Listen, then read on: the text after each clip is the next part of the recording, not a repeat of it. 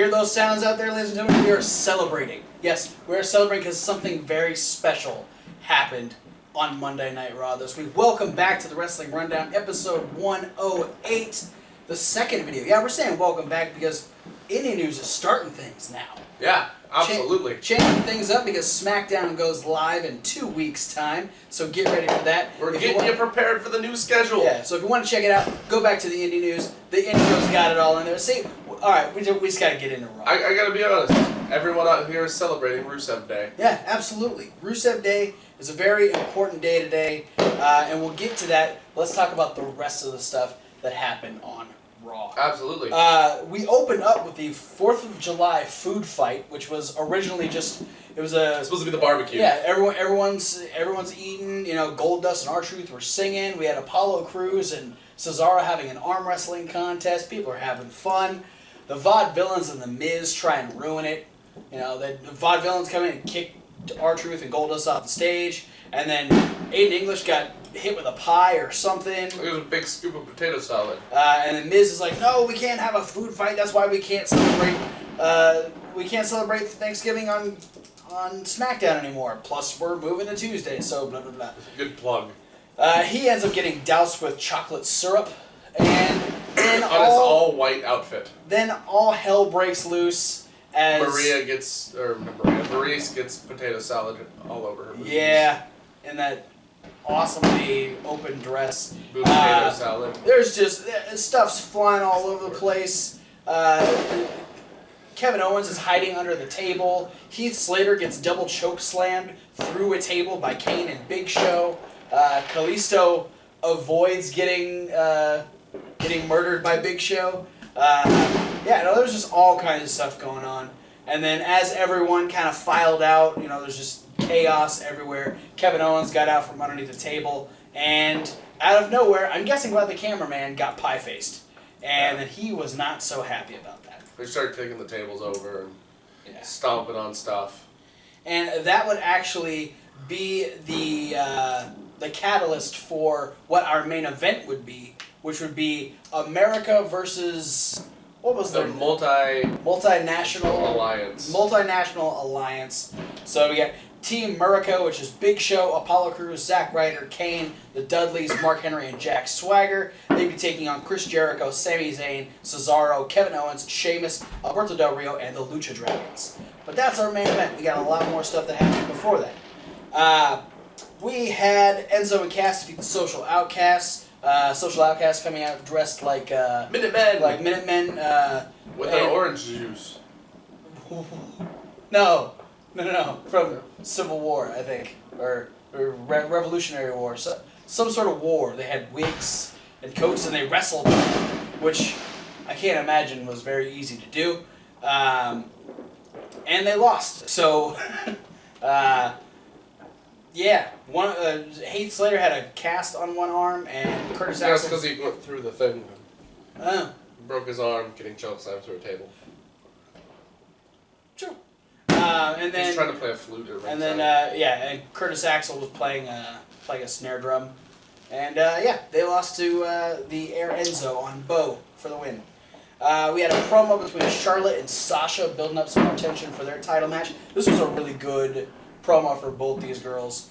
Charlotte out there saying that, you know, the reason people are chanting for Sasha is her jealousy manifesting in all of her fans, and you know she can only hope to be half as good as Charlotte is. And then Sasha comes in and pretty much tells it like it is, that you know she's the boss because you know she always represents, whether she's by herself or she's got a crew. She's willing to fight anytime, anywhere, and she's planning on taking that fight to Charlotte. She beats them both up. Yeah, she punches Dana in the face a couple of times, and then Charlotte tries to go for a body slam that she reverses into the bank statement, and Dana has to pull Charlotte out of the ring. Yeah. So Sasha, Sasha Banks making a statement there. Moving on, we had champion versus champion. This is a rematch from the SmackDown main event. We gotta stop doing this. Oh wait, we won't be able to do it in a couple of weeks because we're doing the draft. Did you happen to see that there's a picture of two potential titles out there. Yes, floating around. Those are gross. I don't want those at all. I don't know. I think they're awful looking. They could be worse. I mean, they look exactly like the title we have now and the old World Heavyweight Championship. Yeah, which I'm not excited for that. I doubt it's gonna happen. A lot of talk that they're just photoshopped. Please. I'm hoping for Photoshop. Ideas. Please Photoshop. But Ambrose versus The Miz, very similar to their match on SmackDown. Dean Ambrose picking up the win. Miz goes for a clothesline. Ambrose ducks, back rolls him. He stands up right into the Dirty Deeds. Dean Ambrose picks up the win. He's heading back. He's getting really fond of using the back roll into the Dirty Deeds. Yeah. He's used it on Owens, Miz, and on Rollins once, I think. So yeah, it's his new setup. But he'd be heading up the ring just as Seth Rollins is heading down for his match against Dolph Ziggler. So Dean Ambrose gets to the top of the stage and then gets this look like, no, I'm not done. Light bulb. And he decides to run back down to the ring. Seth Rollins is ready to fight. Ambrose gets in the ring, rolls out the other side just to join JBL at commentary. Well, initially he joined the Spanish announce team first. He did. They looked like they had no idea what he was saying. Yeah, well, he was saying that he was going to beat Seth Rollins with Dirty Deeds at Battleground. Yes. And there'd be a grande celebration. Yeah. That's what I got out of it. Big celebration. Yes. So Seth Rollins versus Dean Ambrose was a Dean Ambrose. Dolph Ziggler. That guy. He's a real Dolph Ziggler. Kills people really fast. This match was fantastic. Yeah, good chemistry. Yeah, and it's just very similar styles. Yeah, it's nice to see Ziggler out there, against someone who is other than Baron Corbin. Yes, Baron Corbin wasn't even on Raw. He had a little video package. That was it. So why are you so angry? I don't know. He's really mad that Baron Corbin wasn't on Raw. Oh, no, that was not a reason I'd be angry. Seth Rollins would pick up the win. Dolph Ziggler would go for a zigzag, and as Seth Rollins holds on the ropes, he'd he'd throw Ziggler back onto his back. He'd actually back roll, and Rollins would, as he's getting up, be able to set up for the pedigree, hit it, beat Dolph Ziggler, and then he starts cutting a promo on Roman Reigns. I love that he's continuously poking and prodding at Roman Reigns in suspension. He's still lobbying to try and get Roman Reigns taken out of the match, which I totally 100% agree with. He even stated by going beyond getting Roman Reigns taken out of the match, saying that he thinks Roman Reigns shouldn't even be able to participate in the draft. Yeah, he should. Yeah, he should. Roman Reigns shouldn't be eligible to be drafted to either show. Yeah. And I fully support this campaign that Seth Rollins is running. If there's a petition, I'll sign it. So Dean Ambrose, who's still sitting at commentary, ends up getting up on the Spanish announce table, and they do a table-to-table promo. Table-to-table promo where Seth Rollins keeps demanding that he's going to win the championship. It should just be a one-on-one match. He's going to win it from Dean Ambrose, and Dean Ambrose is like, well, you can just have it right now, and then throws it at Seth Rollins' face. Pounces on him. They brawl on the table a little bit. They end up going to the floor. Dean Ambrose tosses Rollins back up onto the table and ends up hitting Dirty Deeds. Table doesn't break. No, it's a strong Spanish announce table. But that's what happens when they have a replacement Spanish announcer. Yeah, it wasn't Carlos Cabrera like usual. No. It was the other new guy with a newer new guy. So yeah. New guy Uno and new guy Dos. Yes. New guy Dos wearing a very bright blue suit. He thought he was on SmackDown. Well, that happens when you replace someone. I'm just hoping that Funaki gets drafted to the Spanish announce team. Yes. Can we just get like 3 different people that speak different languages all on one commentary team? Yeah, Carlos Cabrera, JBL, and Funaki. Yes. I'd watch the hell out of that. That would be awesome. We had the Wyatts put out an invitation to the New Day to actually come to their compound. Which, this is the first time in a while that we've actually seen the Wyatts at the compound. I mean, this is the first time since a few months after their debut that the compound was brought back into the fold. And the New Day are like, bring it, bitches. We will go there with our unicorn horn strong, and we will beat you and make you embarrassed and keep the championships and all that good jazz. Except for Xavier Woods. Xavier Woods is like, what the fuck are you thinking?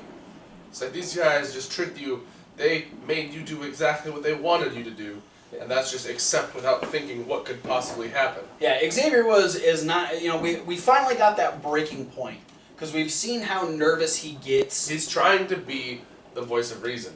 Yeah, it's because the New Day's usually all about fun and games and making fun of their opponents and all this stuff, but it's a much different situation when you're going against someone, a group like the Wyatt family, who are extremely unpredictable, and they don't take mind games. The New Day can say everything they want, but the Wyatts are just as good at playing the mind games. Yeah, no, Xavier Woods is is smart in knowing that the Wyatt family could be the force that's strong enough to counteract the New Day's power of positivity. Yeah, and he actually said that if they were to obviously Kofi and Big E have accepted that challenge. There's apparently going to go to the Wyatt compound, and Woods knows that if they try and face him, the New Day isn't going to survive. The New Day is going to be destroyed. So it'll be interesting to see if this is. And then Woods walked away without Francesca. Yeah, he did. He left her in the ring. Yeah. Yeah, no, he was. I mean, this was the breaking point for Woods. He was extremely distraught about this whole situation. So I'm really interested in what the end game is for this storyline. I love how long they're dragging it out. How just the little subtleties. They're building to something, and I'm excited for it. We found out at some point. I'm just jumping this in here because I know you don't give two shits about it, and I only give about a half shit. That on SmackDown this Thursday, we're going to find out who Brock Lesnar's SummerSlam opponent is going to be. I don't give a fuck. I didn't even write that down in my notes. I only give about a half a fuck, so. Brock Lesnar's returning. You know who else came back? Vicky Guerrero. She did. She came back. Excuse me. Yeah, she realizes that we don't need someone who's a corporate kiss ass like John Laurinaitis, someone who is such a fan favorite like Teddy Long, people pleaser, or a freak like Kane. Or a freak like Kane. We need someone who is empowered, independent, knows what's best, and is a woman, and is a woman, and she ends up getting dragged away by security. She ends up. They're dragging her through the back. I don't know if you saw this part at all. No, I was in the other room. I heard it. She gets dragged through the back, and Dolph is actually coming back, and she goes, Dolph, you have to help me. You have to help me. And security's like, Dolph, do you know this woman? And he goes, you guys, I've never seen this woman in my life. And then they take Vicky away, and she's screaming, and Dolph starts talking on his cell phone. So, I don't think we'll see Vicky back anytime soon. Though he brought it up. I'm hoping this happens. I want a battle royal of all former. Not just the former GMs and stuff, but anybody who wants to be the general manager of SmackDown, or the COO, they're calling it. Yeah. Of SmackDown. They should battle royal for it. Yeah. I'm down. Let's do this. A match that I didn't see the end of because I was in the other room. We were having 4th of July celebrations. Rusev Day celebrations. Sorry. But the Golden Truth beat the Vaudevillains. Yeah.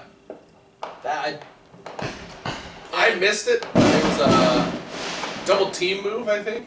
Yeah, they call it Solid Gold. Yeah. And Breezango was at ringside in their VIP section watching on as the match happened. We also had Bob Backlund give his crossface chicken wing to Darren Young. So Darren Young would have a submission hold. Yeah, he could make his problems submit to his will.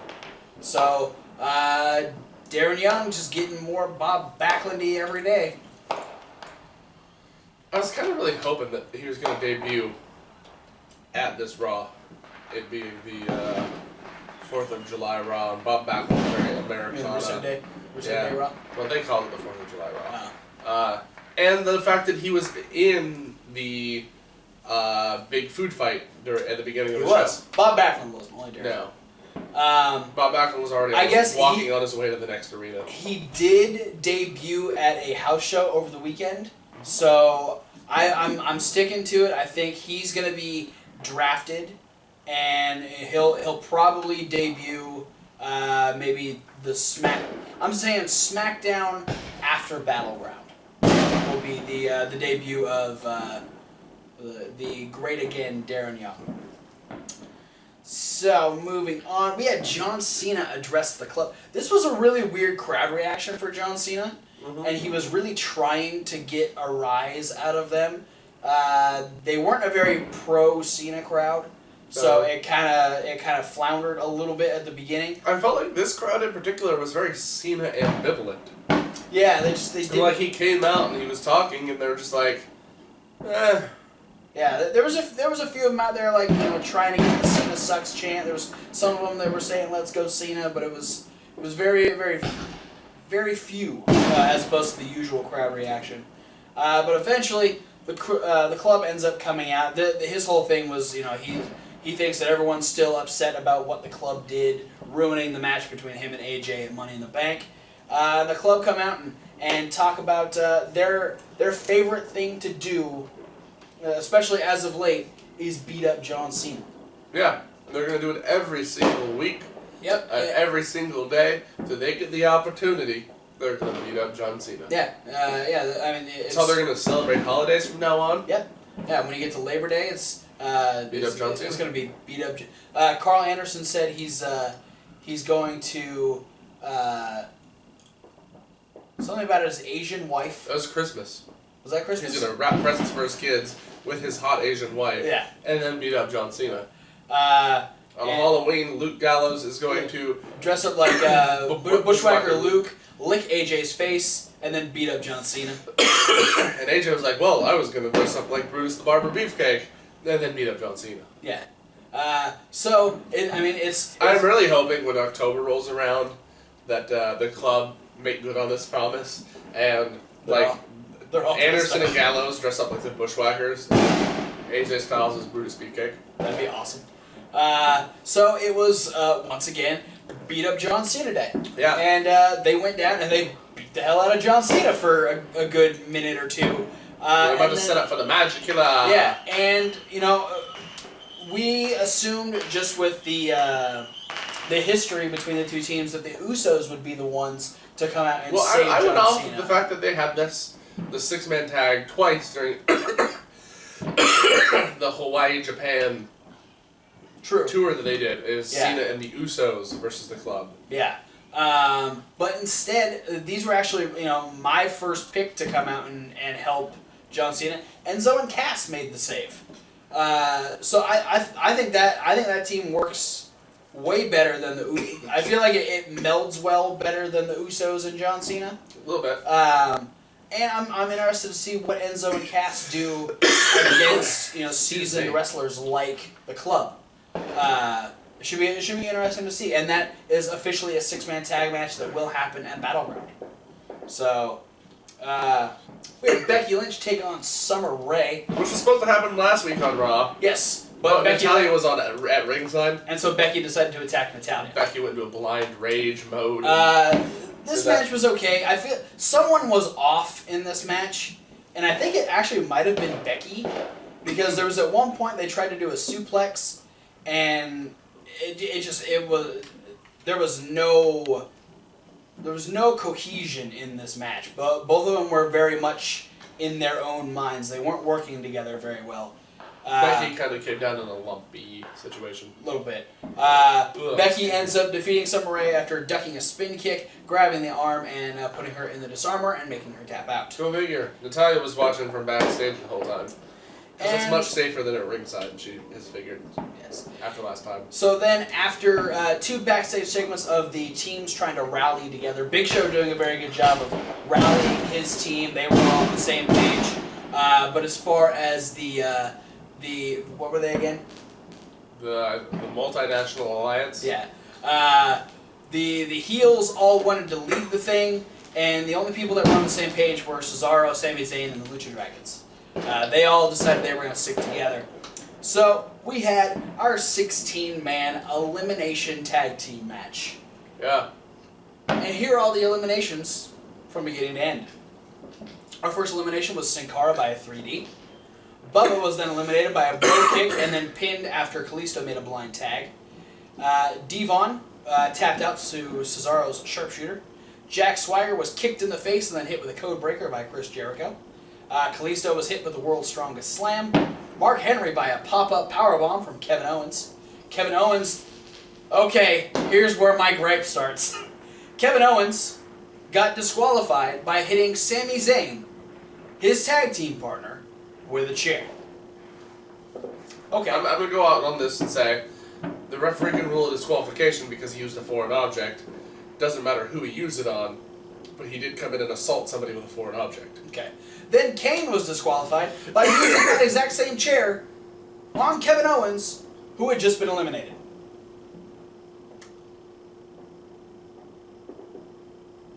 Got anything for that one?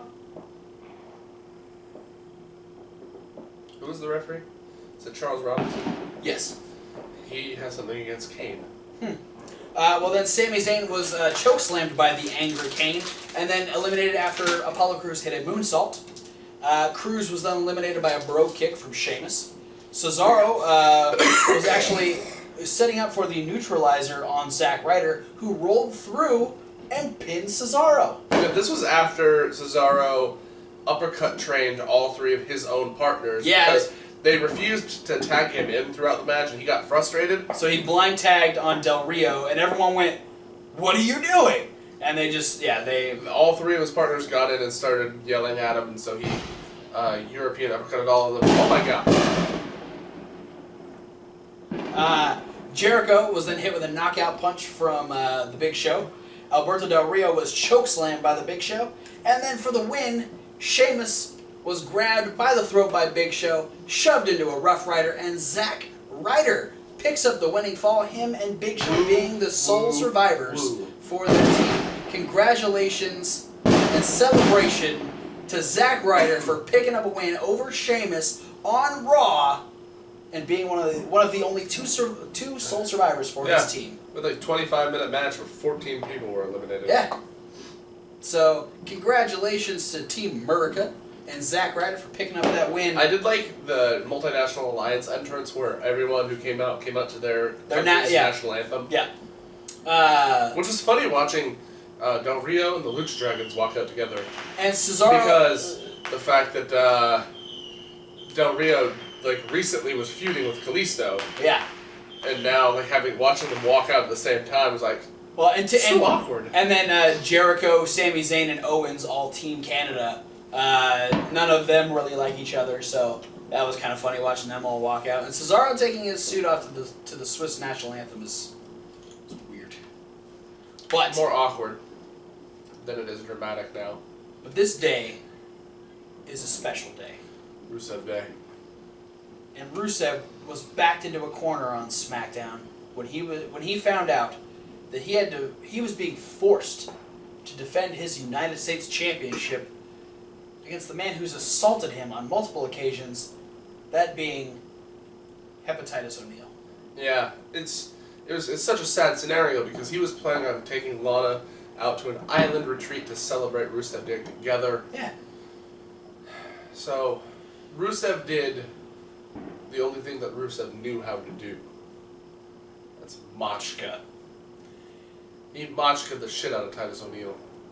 You know, Titus O'Neil came with all of his American splendor. He had that weird ass suit that he wore down to the ring. And it didn't matter how stripy his pants were. He was no match for the might that is Rusev. He was no matchka for the master of Machka.